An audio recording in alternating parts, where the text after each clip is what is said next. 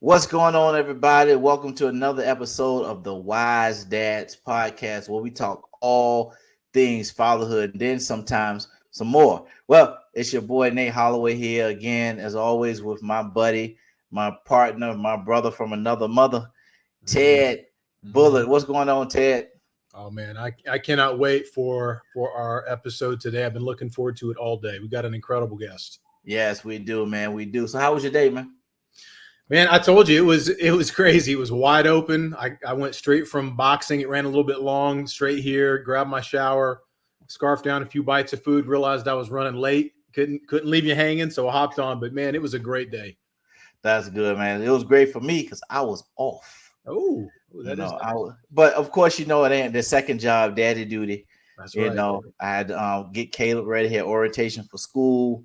Had to take him get a haircut, get ready for school next week, and then just to do some things. I did. Guess what though? I did not have a honey-do list today. Wow. So that was. You had some down. Yeah, you better talk quiet. I didn't have a honey-do list today. Well, man, let's go. Guys, thank you for joining us on another episode today. Like Ted said, we got a great guest. We got a great episode for you tonight. Again, we're talking all things fatherhood. But before we get started, you know what time it is, Ted. I know what time it is. The dad joke of the day. Hold on. Before we go, I want to bring on our guest before we do that. Our guest tonight is none other than Derrick Fly Ty Jacobs. He's the host. He's a host on Steve Harvey Morning Show on V101.9. I'm going to read his bio in a few minutes, but I'm going to let him tell you more about who he is. But we're going to bring him on so he can enjoy the dad joke of the day, which that's Fly Ty picture. He be dressing. I'm telling you, smooth. That's what I'm talking about. He's smooth. But we gonna let him tell you all about his smoothness. We're gonna bring him on. Fly Ty. Yo, what's up? What's up, Nate? Man? Thank you guys for having me. It's truly an honor and a privilege to join you guys on the Wise Dads podcast. Yes, man. So glad to have you. But before we're gonna let you tell the people about who you are. Before we do that, we're gonna go with the dad's joke of the day. So give it to us, Ted. I've been waiting on this. let me ask you something. What do you call fake pasta? Fake pasta. Fake pasta. Ooh, that's a good one. I don't know. You got me with that. Pasta. I like it. I like it. Now, hey, listen. That was funny, Ted. He said the cornier the better. So I had to dig deep on that one. Before we started, he said impasta. I had to dig on that one. That was a good one. That was good. I should tell the people about you, man. Tell them who you are. Oh man, I'll make it real quick and simple. I'm a radio host, television. I've done it all. I often like to say media is my profession. Ministry is my passion. So I've been 28 years in radio from Charlotte, North Carolina. Started out with Power 98, been on a lot of stations here. Old School 105.3, 92.7, 96.1, 92.7. So I've been on several radio stations in the city, also in Dallas, Texas. I was down there for about 6 years, did radio on K104 and KRNB down there. Came back home and also was a contributor on WCCB television. Did all that for 8 years. Did a reality show with the Oprah Winfrey Network. Also,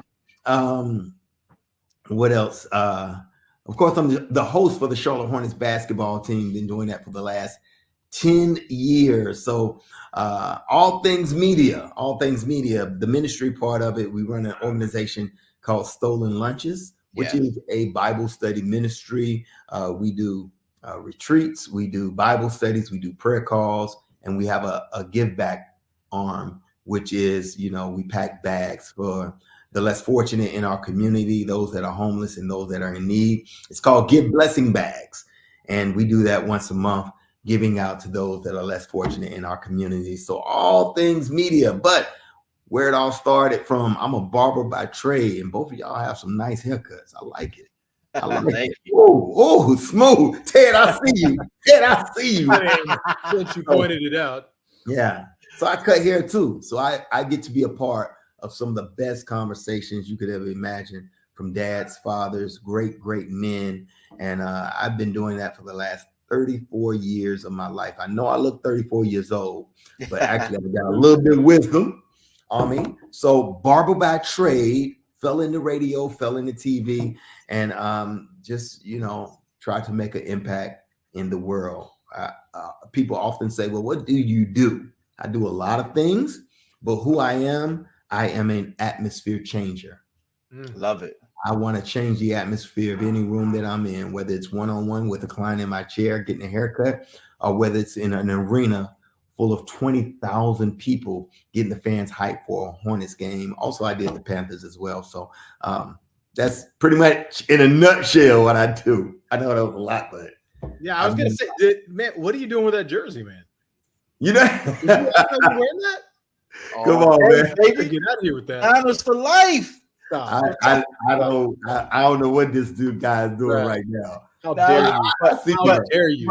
But my son asked me, he said, Daddy, can the Panthers be our second team since we live here? I said, yeah, they can be our second team, son. We support the Panthers until they play the Niners, okay? I'm a Panthers fan until they play the Niners. When they play the Niners, all bets are off, Okay. So we support. Yeah. So Christian McCaffrey, you know where he came. I love it. Yes, that's why I like the Panthers. Don't brag too much on that. Yeah, that's true. Fly Tie, I believe. Now you're the one that Tupac wrote that song about, right? I Get Around. Well, it depends because I'm like he was talking about. You get around. Was getting around in the dude. That is quite a resume. That is an impressive resume.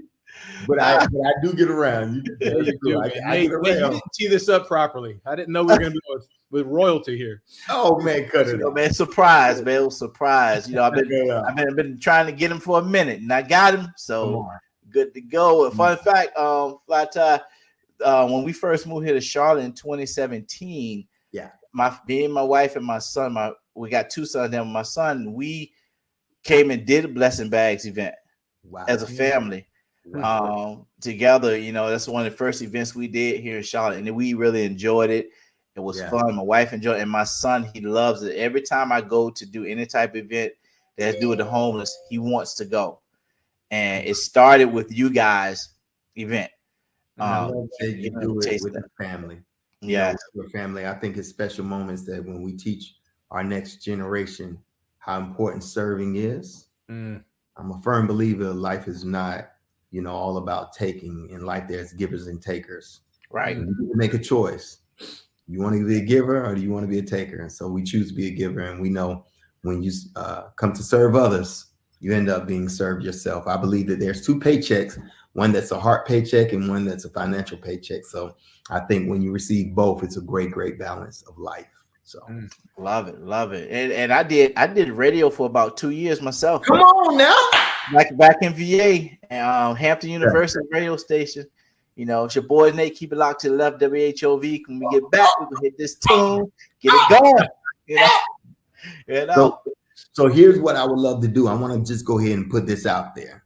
I would love to come back on for a part 2. Okay.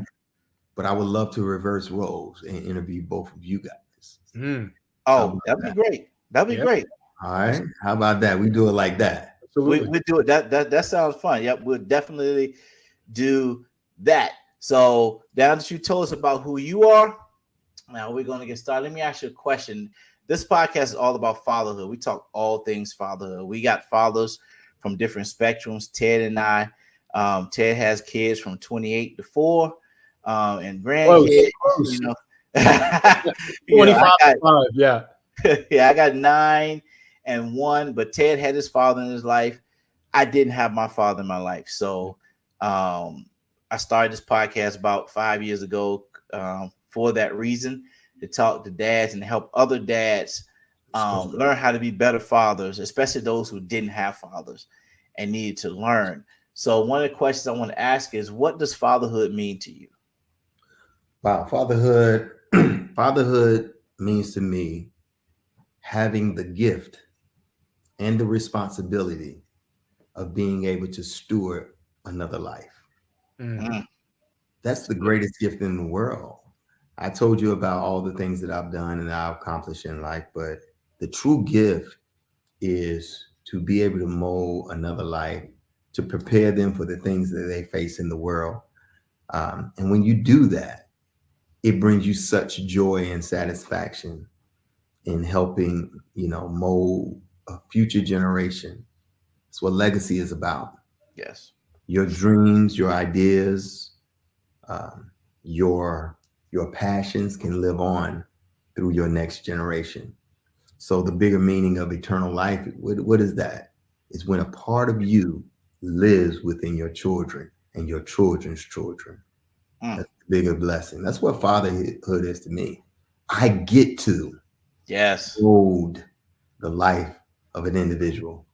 And I love that you told me the gap that Ted has. What'd you say, 28 to 4? 25 to 5.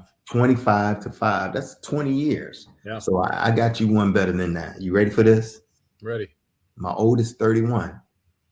My youngest is 1. Wow. Oh my goodness. You beat I me. don't know if y'all gonna beat that. I don't think y'all will have another guest on. Dude, I am always the winner in every room when we start talking about kids and the age discrepancy. You're the winner.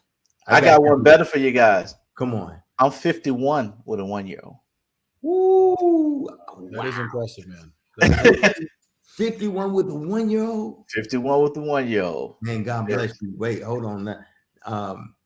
When is your birthday? July 16th. So next July you'll be 52. I'll be 52. I got you beat. I'm 51. My birthday's in September. I'll be 52 with a 1-year-old. That's Be amazing. 52 with it. Come on, I'll be 52 in a couple months. Oh, 52 a couple. Oh, okay, you got me beat. Okay. I thought you were saying you guys were expecting another one. That's what I thought you were saying. No. I'll be 52, not 52. You guys have no idea how competitive I am. I'm putting this in my calendar when I'm 51. I'm gonna be 52. Yeah, and we're gonna have one more. Come on. I'm putting them out. No, I'm just kidding. I'm just competitive. I can't have you guys beat me though. I love it. The plan is we're planning to have another one. Are you really? Yeah. That's amazing. And so how many do you have? So I was married before. So I have 3 by my former marriage, and me and my wife together now have 1. So 4. Wow, that's awesome. You ready for another? Congratulations. Thank you. That's incredible. Good for you. And so y'all want to have another one after this one? I thought I was done. Yeah. But happy wife, happy life. That's There it. you go. And I just realized, when she didn't have any children when we got married, and she was fine with not having any, but after years of being married, she was like, I think I'm ready. Yeah. And I said, all this love that you have, you deserve to be a mom. That's good.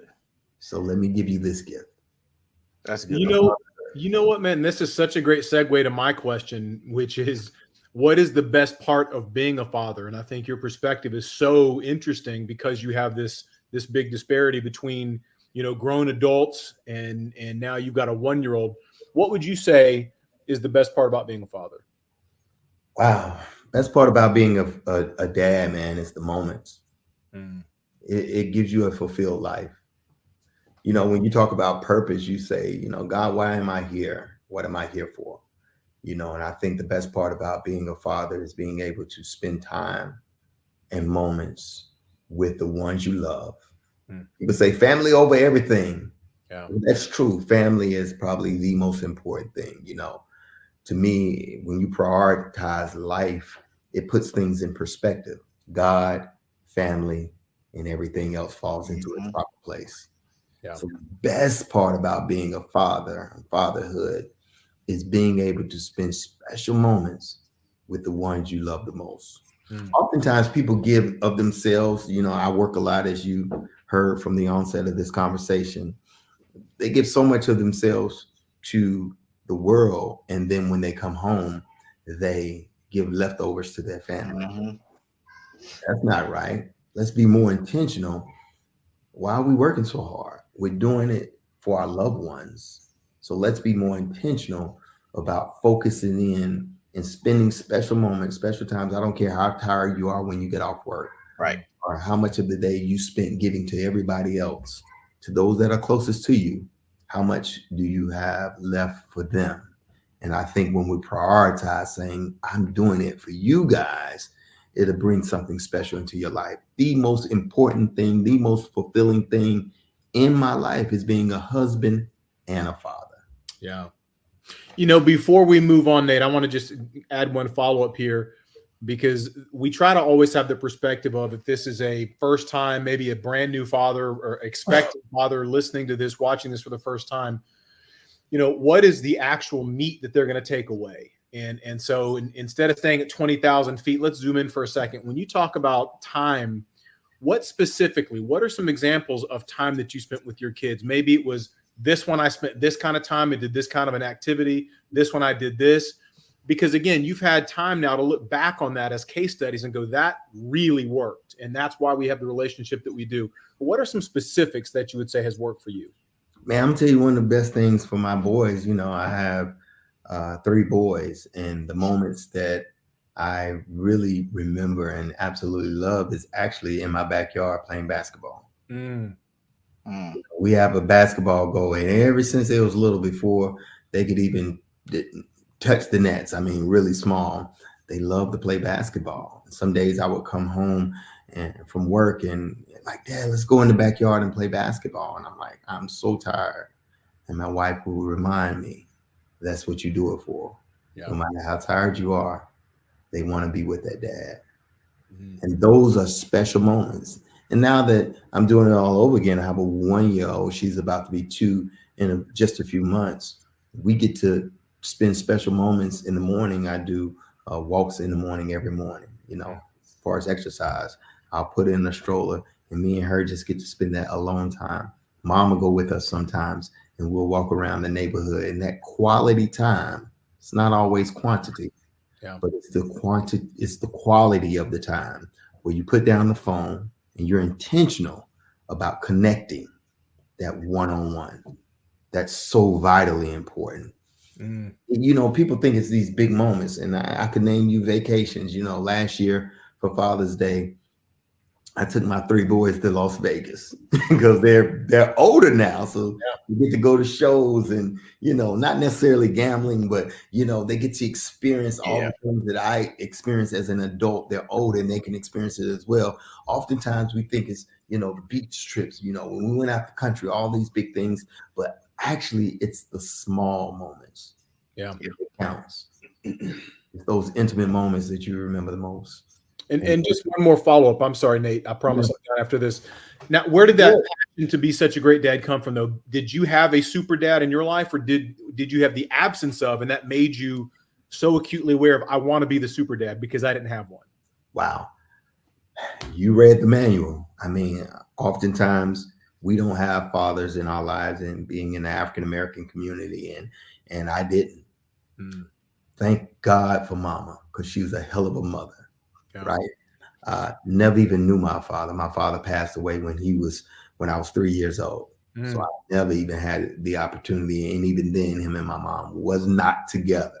Wow. So to have an opportunity to be a dad there, because of the void that was left in my life for not having a father, it made me go super hard with being intentional about being in my kid's life.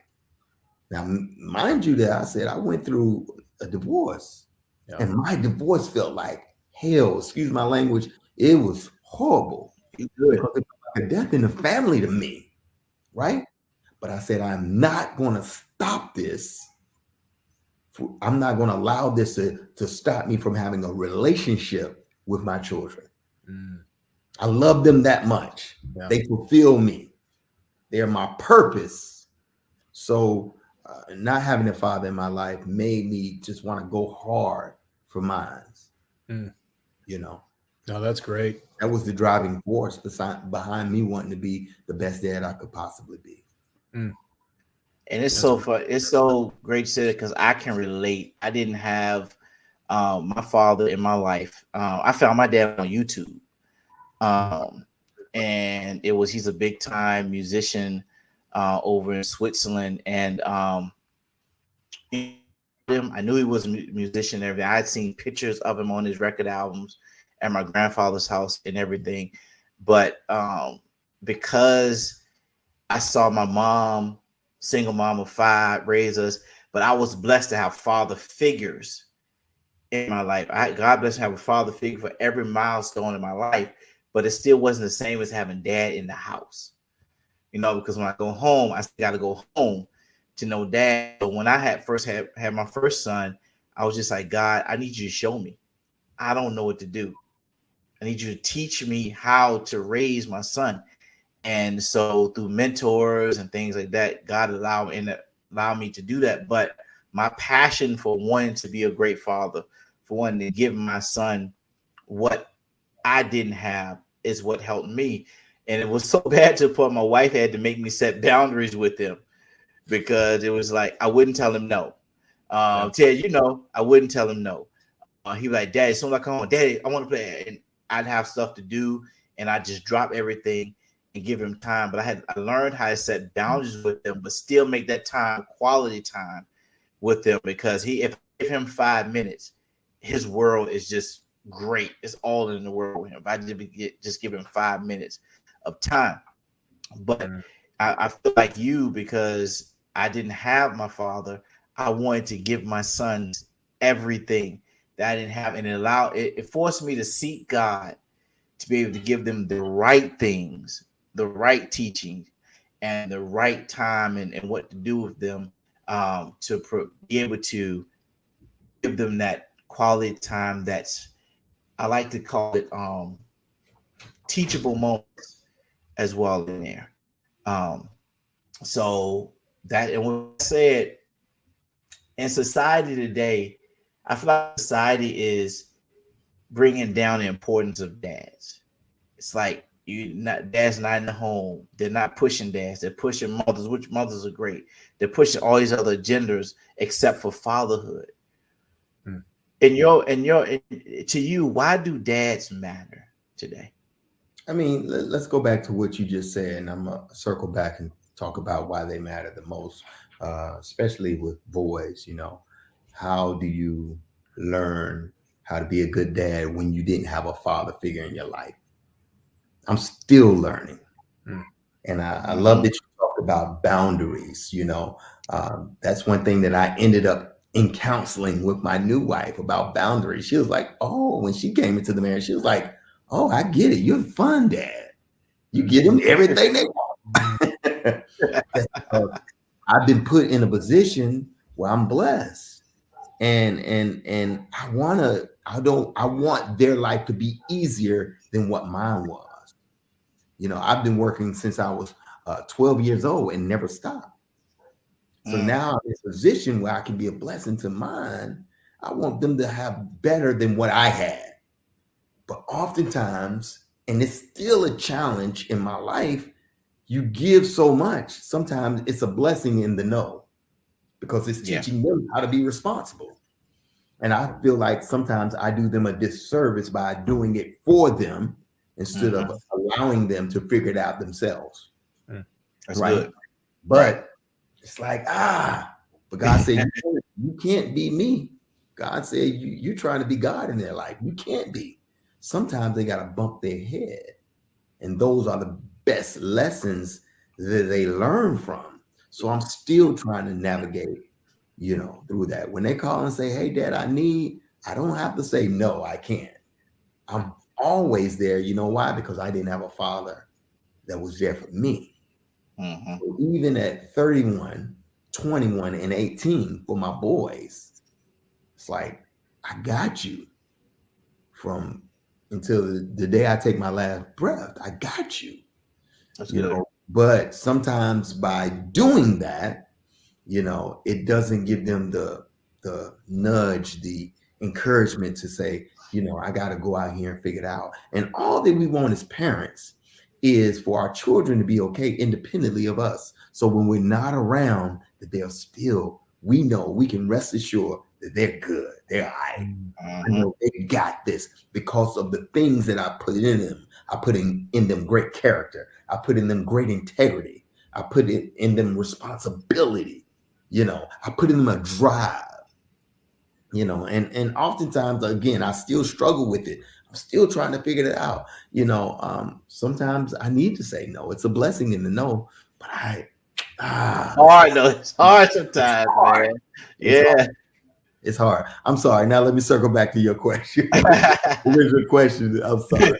No, you're good, but it's good you said that because I'm gonna stick on this a little bit because it's hard sometimes because when they look at you and you look at them and like okay, I have two young boys and I'm in the mode now where I'm trying to teach my 9-year-old responsibility, chores.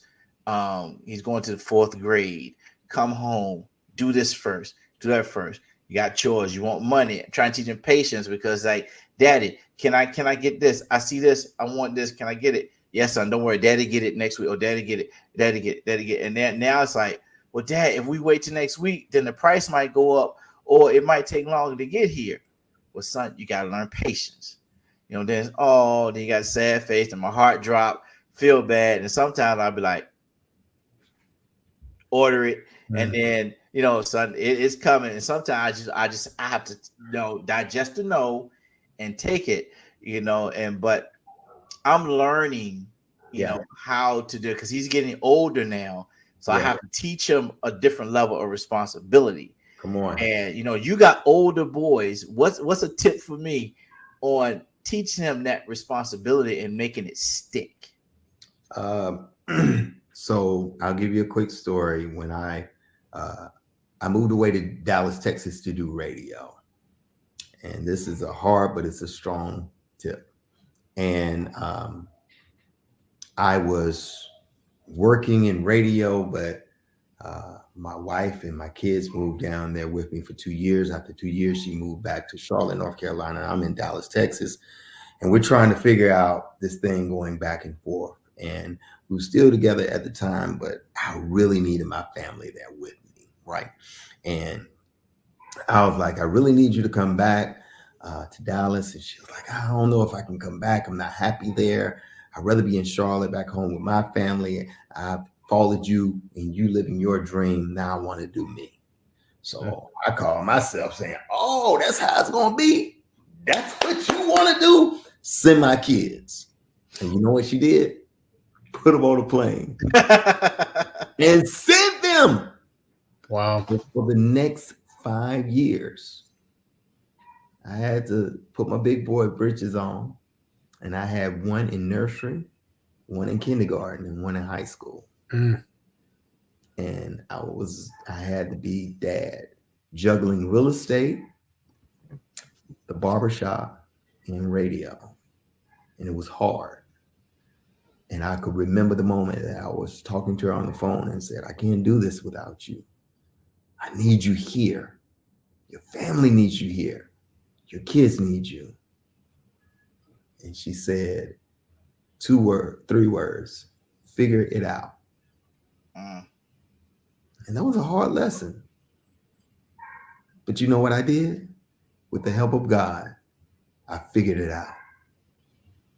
And I had it running like a well-oiled machine, from having dinner ready to picking them up from the after school to making sure they got to school on time, homework done. And it was hard. But sometimes in life, we have to allow them to figure it out. Because if we always do it for them, we do them a disservice. How can we teach them responsibility if we're always doing it for them? So the advice to you is pull back a little bit. And I'm talking to myself tonight.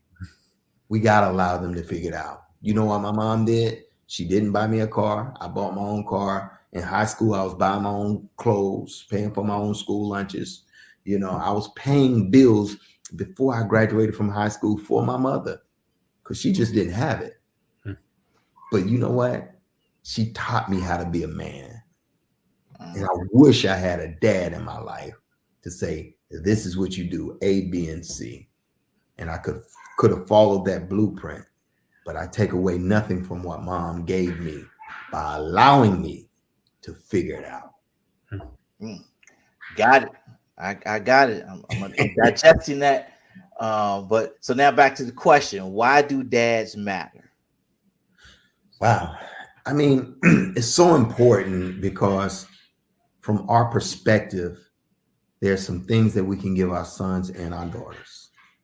You know, do both of you have both son and daughters or no? Yes. I got 2 boys. Just boys? Yeah, that's girls. Yeah, you have both. I have 5 girls, 2 boys. 5 girls, 2 boys. So, I mean, think about it. You know, let's just talk about the boys. I think there's some things that only a man can understand in talking to his boy. Mm-hmm. It's like, let me give you perspective, son. You're going to go through this. You're going to deal with this and that. And then talking to your daughters. And I just had a daughter. She's 1. But I know how guys think. So what are men there for? We're there to protect, to provide, and to give of ourselves. We are protectors by nature. We're providers by nature. So we can give them the warning signs to beware of this. Here's the way you can navigate through it. I know what these little boys are thinking, baby. Let me try to help you through this. Because guess what? I was that same little boy at one time in my life. Son, I know what you're feeling. I know these emotions. You know, I know your heart is broken. My son just went through his first breakup.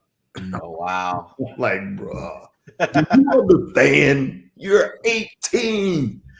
You're in the bed. Get up, because there's going to be several more women you're going to come across. It's going to be okay. Right. It hurts right now, but guess what?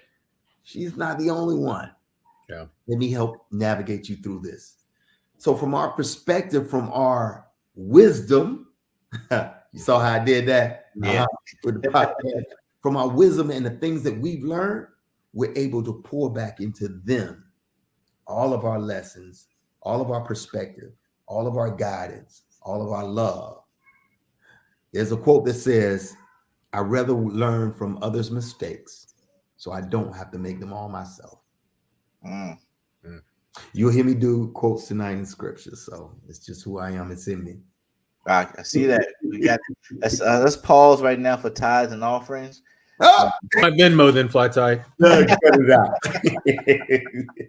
You know, I was actually talking to my nephew and his wife. They were, and they don't mind me sharing their story, but 3.5 years ago, they are in their early 30s now, but 3.5 years ago, they were drug addicts. They were homeless. They were, when I reunited with them, they were living in a van infested with fleas. Their kids were in the custody of her parents. Just a sad situation. And long story short, I gave my nephew Eric a chance with my business, even though we'd done this a bunch of times. He had burned me a bunch of times, but I loved him. And I said, I'm going to give you another chance, because thank God people gave me another chance back when I was a reprobate, a terrible, terrible kid. But they gave me second, third, fourth chances. So I gave him another one. And fast forward to today, he's been working for me now for almost 3.5 years. Arguably, I can't say my best employee in case any of my other employees watch this, but he's one of my best employees. He is an absolute amazing man. They've got all their kids back. So he goes from that 3.5 years ago. Now they've been drug-free this entire time. Now they own their own home. They both have great credit. They've rebuilt their lives. He's gotten into crypto. He just blows my mind with what he knows. And Heather, his wife, she texted me earlier this morning to show me her Google certificates that she's been getting, because she's doing this course on Google's cybersecurity course. I had pushed her to do something like that. I was like, listen, I know you've got a past, you've got some challenges, but there's ways today you can overcome that. You don't have to have a master's degree. There's some fields you can get into. So she texted me this morning, and she was basically saying, hey, look, I've just finished up my last certificate. Now I have my degree, because it's considered a degree in the corporate world now when you get this course from Google in cybersecurity. She said, I can take this and get a really good paying job now. but I've gotten my life on track anyway. She said, I just wanted to thank you for all the encouragement you gave me over the years and stuck with me. And I told her, I said, Heather, this just reminds me of when the baby bird gets pushed out of the nest, right? They get pushed out of the nest to show them they can fly, but they always could. They could always fly. They just didn't know it. They had to get pushed out of the nest. So having said that, my next question to you, Fly, is how important are a father's words? And what are some examples of just the power of words, things that you've imparted upon your sons that you can look back and go, thank God. Thank God I was able to get that wisdom from somewhere, from God, from some experience and impart those words. But when you think about that, how important are a father's words? There's so much to unpack. Thank you for sharing that story too. Yeah. I think that words are only words until they are felt. What is the power behind the words? The words are important, but I believe that your children have to see those words lived out. Yes. Right? There's a quote that says, "I'd much rather see a sermon lived than preached." Or I'll give you another one. Preach the word everywhere you go, and sometimes use your words. Yeah. Meaning, I'm looking at your life. As you shared that story, I'm thinking about my 21-year-old who is making some bad choices. My 31-year-old did the same. And I question, like, God, when are they going to get it and turn this thing around? Because my words are important. All their life, they heard me say, son, do this, do that. Don't do this. Every time they leave my presence, I say, make good choices. Every time. That's good. Make good choices. Do they always make good choices? No. Yeah. But all their life, they saw their dad make good choices. And I let them know, I can assure you that I'm here for you to kind of pick up the pieces when you do fall. So I struggle even with now of my kids making bad choices and I'm trying to fix it. Yeah. Right. You couldn't take the drugs away. You couldn't give the children back. They had to make a choice, or it had to come to no matter what you said, Ted. And both of you know, I don't know how old you guys kids are, but those teenage years are challenging year. Sometimes you want to hug them and love on them. Sometimes you want to choke them. Like, I need you to get it. Well, I'm there in 4 years. Yeah. And I'm praying for you.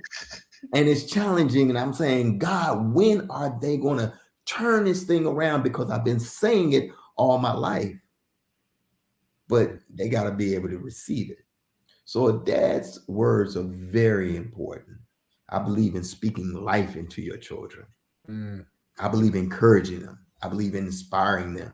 I believe in giving them direction. But will it always be receptive? No. They have to make a choice. And when they made a choice to come and work with your company and say, I'm ready for change, it turned their whole life around. So it's good to say it, but it's much more important to live it in front of them.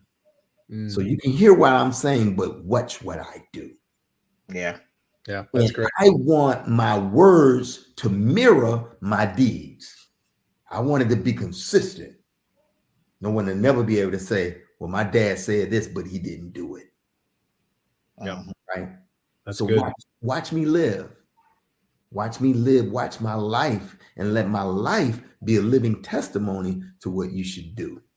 But also, I'm going to give you the wisdom of the things that I've learned throughout the years. My 31-year-old says, I don't like, because I'm always like, pick up the phone and call your daddy, boy. He said, I don't always like calling you. And I'm still trying to figure this out. Why, son? He said, because I feel like you're preaching to me all the time. I'm only trying to help you. You know why? Because I see so much potential in you, and you're not living up to the fullest potential that God put in you. I see it. I don't want to be too hard. So I've learned to pull back sometimes and not be so quote unquote preachy and saying, you need to be doing this. Let me help you with this. Why aren't you challenging him to be better?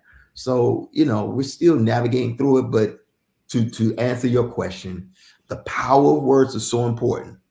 I believe words have power behind them, but actions is so much more important than your words. Though, can I just say there's such an important lesson that you just taught. And that is when you said your son basically said, hey, Dad, I don't want you preaching at me all the time. You could have taken that and be like, excuse me? Yeah. Right? You could have taken that approach with him. Hey, you're talking to your dad now, but you didn't. You were humble. You took it. And then you self-reflected. You got very introspective and said, okay, whether I like this or not, that's his reality. This is his perception of me. And I don't necessarily want that. That's such an important lesson, Nate, for so many, especially young dads, future dads, to really hear and understand that your kids will tell you what you need to know. Are you man enough? Are you humble enough to listen? And more importantly, not just listen, change. Willing to humble yourself and change. That's a really important lesson you just illustrated. I appreciate that. Thank you so much. I'm sorry, go ahead. Sometimes we have the best intentions, but it may not be translated that way. They may not receive it the way that we intended. So thank you for unpacking that, because I always have good intentions, but you don't want, it's almost like a nagging friend or a nagging woman in your life. You're like, oh man, every time I talk to you, you're nagging. I just want to talk. Yeah. So for your child to say that, we have to have a receptive heart. You know why? Because even at 51, I'm still able to learn. And some of the best lessons I've learned from my kids. Yeah. I just think ego is such a factor, whether it's in the corporate world, Nate, or whether it's at friendships or whether it's with your children, we allow ego. I certainly do. I've struggled with that. We allow ego so many times to speak for us instead of going, hey, shut your mouth, right? This is not about ego, meaning talking to yourself. Tell your ego to shut up and just sit down and really just listen to what they're saying. You don't have to always be the alpha in the room. It's okay to sit back and go, you know what? I appreciate where you're coming from, son. I get it. And I will strive to do better. Ego. One thing I've learned, and I've gotten out of listen to what you said, Fly Tie, you too, Ted. Now my kids and I at the age where I'm having that. My son now, he leans on my every word and everything I say. Dad's word is golden. Yeah. One thing I learned with dealing with other people like that, Ty, your words as you know, your words are seeds. You're planting seeds in your sons. And one thing I've learned is how I handle people like brothers, sisters, family, is when I look at God has shown me, I've gotten a revelation that I planted that seed. Now, if they're not listening to me, I pray for somebody else to come and water that seed that I've just given to them. So because obviously they can't get it from me. Yeah. So I pray there's somebody that's going to come along and water that seed. And I've seen it happen where I planted seeds and some people, some friends, some guys I've been mentoring, stuff like that. And when they didn't hear from me, somebody else came on. And it happened with me. Coming up in life, my mother would say things to me, my godfather would say things to me. I took it, but I didn't listen. But then in another area of my life, like my high school band director came along and said some of the same things, but I took it from him. Yeah. I received it. He watered that seed. And then next thing you know, my next mentor watered the seed. So Ty, you're planting the seed. Yeah. Now you just pray for somebody to come along and water that seed in your sons you planted, because it's somebody else that they're going to interact with that's going to say something to them and it's going to click. That's right. And then they're going to be like, my dad said that. And it's going to move. I have to come behind that because that's so powerful with what you said. This is actually a therapy session for me tonight. Wow. Would you tell them our hourly rate, Nate? Just No, I don't. We cash out both of y'all. In this season in my life, that's what I'm learning the most. And I told you, like therapy, I take when clients are in my chair, that's therapy. I do have a therapist who I see as well. I just think it's so essential that we talk it out. Even this, what you guys are doing is so therapeutic.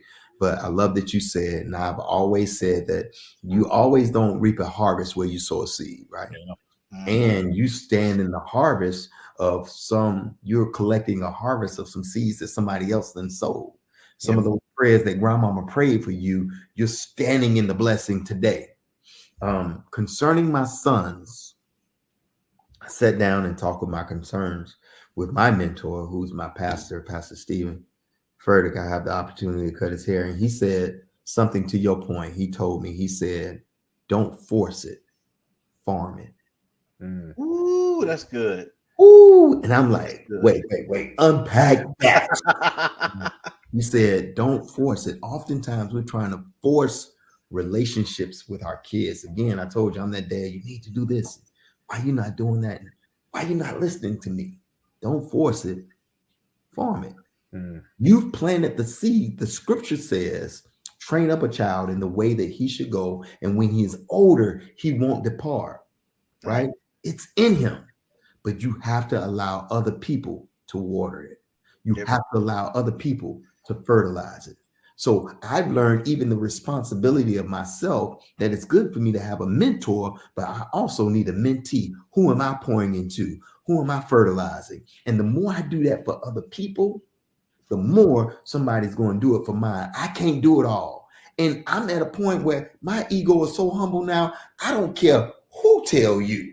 It's what such and such said. He said, I need to be doing this, and tomorrow I'm going to get on it. And I'm like, boy, I told you that 5 years ago.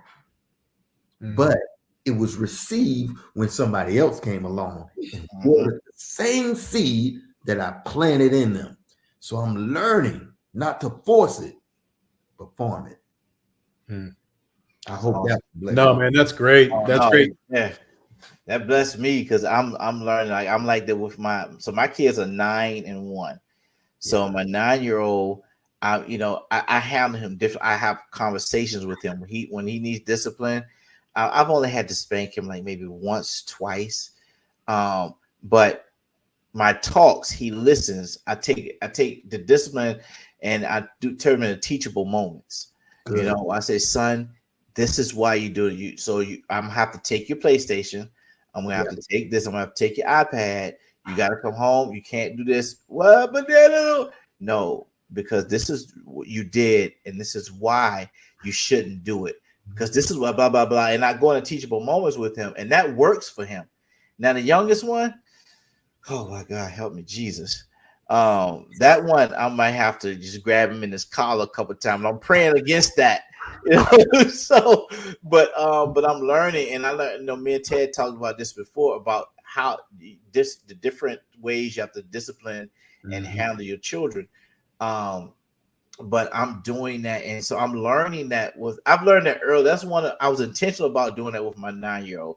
When he was born, I said I didn't want to spank him. I didn't want to do like my mama did. My mama hit me with a shoe, a stitch. I got one of them old school mamas, shoe, stitching cord. First thing she get her hands on, come flying past your head, switch, everything. We was raised by the same woman. I said, I don't want to do that. So, but I saw a guy, older guy in my church growing up. I saw him handle his son. I was in college. His son was acting up. He said, son, I got to spank you, but this is why I have to spank you. And he broke it down and he said, so I got to spank you now. And after he spanked him, he said, now, you can't do that. And he started going into it. And I said to myself, then I was in college, I said, that's how I want to be with my kids. That's good. And so I started doing that. And so I learned that from him. I learned like I have mentors I call right now. Pop, my son is doing this. What do I do? Or he just stay, what I do. And they tell me, and even though I didn't have my father there to teach me anything, and there's some things that I wish I had my father there to do. There's some things I wish my father taught me. So what is something that you wish you had your father to learn from? Well, it's so much. It's hard to narrow it down to one, but there's a big one that I really believe in, and that's beautiful that you had mentors, that you were surrounded by people who was father figures, because I believe that, again, going back to the mentor mentee, you got to have somebody to pour into, but then Gotcha. you also have a responsibility to pour into somebody else. But if I did have a dad around, I'll tell you, man, two things: how to navigate through relationships, what real love is, because we can be with a person in an intimate way and not necessarily be fulfilled, because Right. it's not necessarily love. It could be lust. Help me how to figure these hormone things out.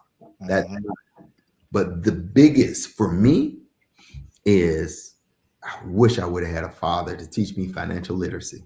My life would be different. Now, guys, I would be a multimillionaire right now. I had a dad to teach me the things early on that I know now. I'm grateful to have great mentors that I looked up to after I got older, and I sought out men who I thought was pretty important, and they took the time out to talk to me and to kind of mentor me and help me. I'm grateful that I learned how to seek knowledge out for myself, and how important financial literacy is, how to, save money, how to give, how to be responsible over my bills, how to get out of debt, all of these important things that I wish I would have learned 20, 30 years ago. My God, if I would have knew this 20 years ago, my life would be different. I'm really big on financial literacy right now. The Bible says the borrower is slave to the lender. I wouldn't borrow nothing. I would save up until I'm able to buy it. A great man by the name of Dave Ramsey. I follow his teachings, and I'm debt free right now, guys. And I'm grateful for that. I'm so grateful for that, because I'm able, watch this, I'm bringing it full circle, to spend quality moments, quality time with my children. Now, the 1-year-old, I'm able to take her on vacations. I'm able to be at home with her more. I'm able to focus in on the more important things in life than trying to go out and get a paycheck. Yeah. That's good. Because I position myself. When you're financially free, it presents opportunities for you.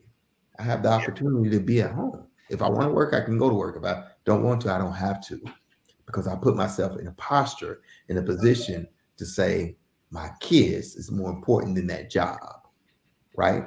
If something was to happen to me tomorrow, guess what? I just told you guys, I've been doing radio for 28 years. Guess what? They'll have somebody else on the radio tomorrow. Yeah. And the host for the Charlotte Hornets, God bless, one of my best friends, he just transitioned 2 weeks ago. He was the MC. He was the guy that did the play-by-play for the Charlotte Hornets. In that 20 years, got an email today that they're looking for someone else. Wow. Life will go on. Yeah. So how are we spending the most valuable moments with the ones that we love, right? And making the most of it. That was the hardest lesson for me, but the most valuable lesson. You know why? Because I went through the heartache. I went through the pain.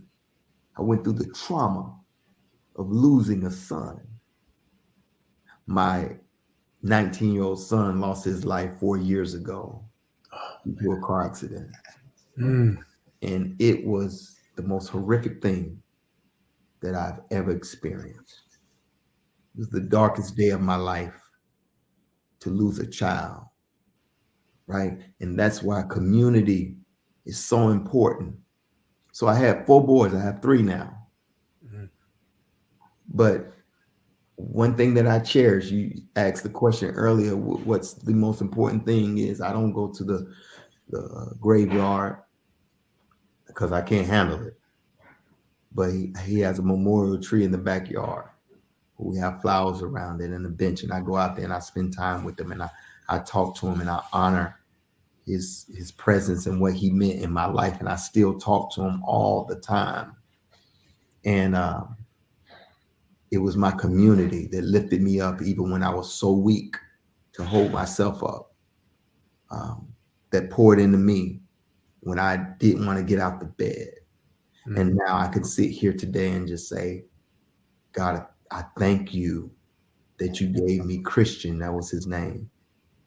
And I changed my perspective from losing a son to, God, thank you because you gave me 19 wonderful years with him. And the things that mattered the most, that I go back into my mind now, I look at pictures all the time and say, God, thank you because we shared some great moments. It wasn't what I bought him. It wasn't, the shoes and all the things that I could do for him. But it was those small, quiet moments that we got to laugh together, that we got to, talk and pray together, and that I'll remember the most. So that was the hardest lesson, but it was the best lesson. And now I just read a book and it said, death is a gift to awaken the living. And say it again. Death is a gift to awaken the living. Wow. Someone you love passes away. It wakes up something inside of you to say tomorrow is not promised. So today I'm going to spend quality time with the ones that I love the most. And that's what I try to do every day. Wow. Yeah. Thank you for sharing that. That is incredible. I cannot imagine. Yeah. I cannot imagine what you went through, man. Yeah. Well, I mean, my last question for you, I think, really is probably a good segue here. Then, with all your experiences, if you could give just one piece of advice to a dad that's maybe struggling with fatherhood, what is the one nugget, that one piece that you would give them? Wow. That's a great, great question. I would say nothing is wasted. Nothing. Don't take a moment of it for granted. One memory that stands out between me and my son, who I honor his legacy now, and 2 months ago, I was able to open up a business in honor of him, and I named it after him. Wow, man. Right? One thing that I said at his homegoing, when he transitioned to heaven, people was there to celebrate his life. I said, we'll forever say your name. Didn't know what that looked like at the time, but I always wanted to remember him. So I opened up a business, and I partnered with some amazing people, and we named it after him. So anytime that people don't even know the story of his transition in his life and how much he meant to me, they'll go in that place. They'll say his name. Say his name. The name of the business is called Christian Jacob Salon Suites. And that's a gift to the world, and it's a gift to him that people always say his name and remember him. But the reason why I say nothing is wasted, because one memory that stands out to my mind is one time I was really getting on him. He jumped out the window so he could hang out with his friends. And, me and him got into a really big argument. We never argued. We was like the best of friends. And, I never saw that side of him, but it was a really dark day. And I was really teaching him, like, man, you can't have your mom worried. And we physically got into it, but that's a memory that stands out. We was able to come back together and apologize and hug and cry, and it created a special moment for us. But he understood that I was only trying to do what was best for him. Yeah. I wanted to protect him, that I wanted him to be responsible, that I wanted him to honor his mother. Although I wasn't in the home with him, I still said, you got to respect your mom. Yes. And it created a special bond, even in that bad time. So if I could give one moment of advice, that nothing is wasted. Every minute that you spend, good, bad, indifferent, it's a blessing. Because when you're not here, when they're not here anymore, That's all we got to hold on to is those special moments, and we hide those in our heart and say, God, thank you. Thank you that I got the opportunity to spend time with the ones that I love the most. So don't take a moment of it for granted. And although it seems like, like some, for me, again, I said it's trauma because losing a son has been the most valuable lesson in my life. It's the fear of, man, I got to protect the other ones, three more. Yeah. And so now it makes me want to hold on tighter, right? But only God can do that. I can't do it. I got to embrace every moment that I get to spend with them and be grateful for it. So no moment is wasted, and take full advantage of every minute of every moment that you have with them. Take it all in, good, bad, ugly, indifferent, whatever it looks like. We learn from each other, right? Love Man, it. if there was a title for this episode, I feel like it should be "No Moment Is Wasted." That's beautiful. No moment is wasted. That's what we're gonna use. Yeah. No moment is wasted. Well, Fly Tie, so we're coming to the end. Where can the people follow you? Where can they find you? Across all formats, it's Fly Tie on Air. So social media is Fly Tie on air because I've been on air for the last 30 years of my life. So FLYTYONAIR on Facebook, Instagram, Twitter, all of the things. I do have a ministry, and it's stolenlunches.org. Check that out. The outreach arm of it is Give Blessing Bags with an S, giveblessingbags.org. All things media. I have a media company alongside my best friend, my wife, who's the better part of me.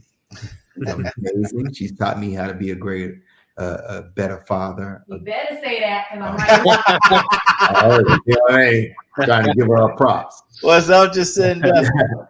She taught me how to be a better father, a better man, a better dad. And this time around, I truly married my best friend, and that is flytieandjacinda.com.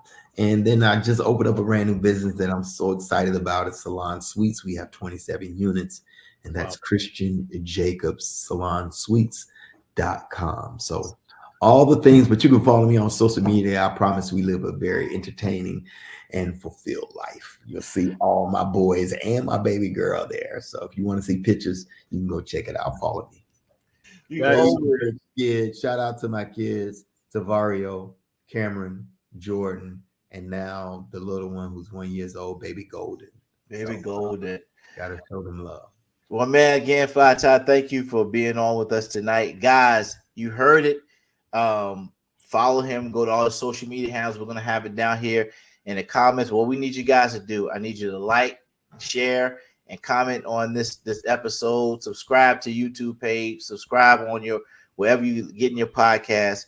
Subscribe and follow and share this with somebody who you know needs to hear this. This is the Wise Dad Podcast. We're talking about all things fatherhood. Until next time, be victorious. Thank you guys for what you do. I appreciate it. Thank you for the way you serve. This is so important. So I honor you both. Thank you for having me. Can't wait to have you back. Yeah, okay. We got to put that reverse interview on the books. Oh my gosh, I can't wait. I already got it right now. Coming soon. That's the teaser. Right. Hello.